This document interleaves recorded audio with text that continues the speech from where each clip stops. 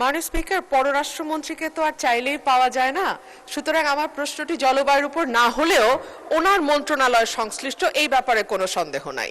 মাননীয় স্পিকার, আপনার মাধ্যমে মাননীয় পররাষ্ট্রমন্ত্রীর কাছে আমি জানতে চাইছি, সৌদি আরবিয়া, টার্কি এবং পাকিস্তানকে মিলে যেই মক্কা প্যাক্ট 7ই অগস্ট 2026 সাইন হয়েছে ম্যালর্ড, মাননীয় মন্ত্রী কি বলবেন যে এখানে বাংলাদেশের সুবিধাটা কি হবে এই প্যাক্টে যুক্ত হলে, বা বাংলাদেশ এই প্যাক্ট থেকে কি পেতে যাচ্ছে?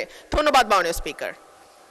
মাননীয় পররাষ্ট্রমন্ত্রী, এটি সম্পূরক প্রশ্ন নয়, তবু আপনি চাইলে উত্তর দিতে পারেন বা নোটিশ চাইতে পারেন। মাননীয় পররাষ্ট্রমন্ত্রী। মাননীয় স্পিকার, আমি আপনাকে আবারও ধন্যবাদ জানাচ্ছি এবং আমাদের সংসদ সদস্য মিস রুমিন ফারহানাকে একটি গুরুত্বপূর্ণ প্রশ্ন উত্থাপনের জন্য ধন্যবাদ দিচ্ছি। এই প্যাক্ট 3টি দেশের ভেতরে হয়েছে। আমরা এতে এই প্যাক্টটিকে ইতিবাচক হিসেবে দেখছি। এতে যোগদান করার বিষয়টি এখনো আসেনি, কারণ এটা নির্ভর করছে যারা এই প্যাক্টের সদস্য তাদের অভিপ্রায়ের ওপর। তারা যদি অভিপ্রায় প্রকাশ করেন বাংলাদেশকে এই প্যাক্টে নেবার জন্যে, তাহলে পরে আমরা নিশ্চয়ই সেটা ইতিবাচকভাবে বিবেচনা করব।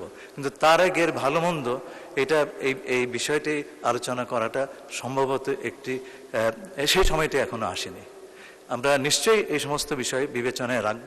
তবে আমাদের মনে রাখতে হবে একটা কথা, যে এই প্যাক্ট এটা যদি বিস্তৃত হয় এবং এটা হচ্ছে বিশ্ব মুসলিম সমাজের আত্মরক্ষার একটি ব্যবস্থা, এবং এটা আমাদের মুসলিম পরিবারের আভ্যন্তরীণ বিষয়।